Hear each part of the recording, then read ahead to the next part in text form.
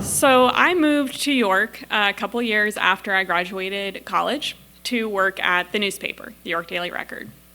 And I was hired to be a copy editor. So I read the stories, I put things on the page, wrote the headlines, proofed everything. And that's what I knew how to do. That's what I had been trained in doing. And I was in the features department, so I was reading a lot of recipes and stories about Christmas markets and like really fluffy, light things. And then one week, maybe 2 or so years into my job, they said, we're going to put you on the news desk for a week. Not because I asked or showed any promise for breaking news, just like to do it, just to see what would happen if I covered breaking news. So I had a different shift. I came in a little bit earlier in the morning, and I was assigned stories. Whatever was happening that day, I covered it. So I attended my first fire in Red Lion Borough. Comes in over the scanner, and they say, building on fire. I'm not really sure what they said, but my editor said, like, get in the car, go down to Red Lion. This is the address. We're going to send a photographer with you. And we leave the newsroom, and I'm like, oh my God, a fire. I'm like, I got to get there. We got to see what's going to happen. And we get to like 83 and 30, and the photographer calls me, and he's like, they knocked it down. It's not that serious. This isn't worth my time. Just you go. And I was like, okay. So I go down there to Red Lion, where I've never been. They don't give journalists enough credit for this, of just like, go to a place you've never been and then get people to trust you and look like you know what you're doing. So I got down there and I parked, and like, there's the fire truck. And I identified myself as a reporter from the newspaper, and I asked what I thought were relevant questions, like, what happened? Is everyone okay? Did you put the fire out?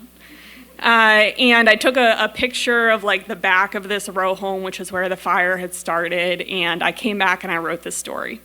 And apparently they were like, wow, she's so good at this. Like, great job.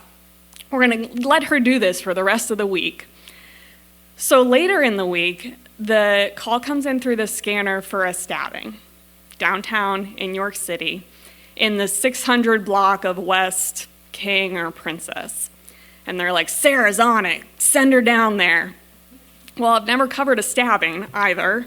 And the first thing I do is go to this 600 block of East King or Princess, and I'm like, there's no one here. Like, they got stabbed, they got taken care of, and now they're gone. Like, nobody's here. Until I don't know if I called back into the newsroom or just thought, oh, maybe it's actually West. So I went down, and at that time, we had the York Daily Record and the York Dispatch. So for something like that would come in through the scanner, both newspapers are sending reporters. So the Dispatch reporter's already there doing his job well. And I showed up, and I was like, with my notepad, I was like, hey, I'm here from the Daily Record. And I literally just stood behind this other reporter, and that reporter asked questions of the police chief, and I just wrote down the answers. To this day, I do not know what I would have asked in that scenario, like, is everyone okay? But I took my notes, I took the answers down, and then the chief turned to me and said, do you have any questions? And I was like, nope. And I took my notepad back and I wrote that story, and my editors were like, wow, she really knows how to cover a stabbing too. So we get to the end of this week, and they're like, breaking news is really for you. Like, you have this passion and this skill. And I was like, no, it's not. Please put me back in features. And I knew that day that without a doubt that the cops beat was not for me.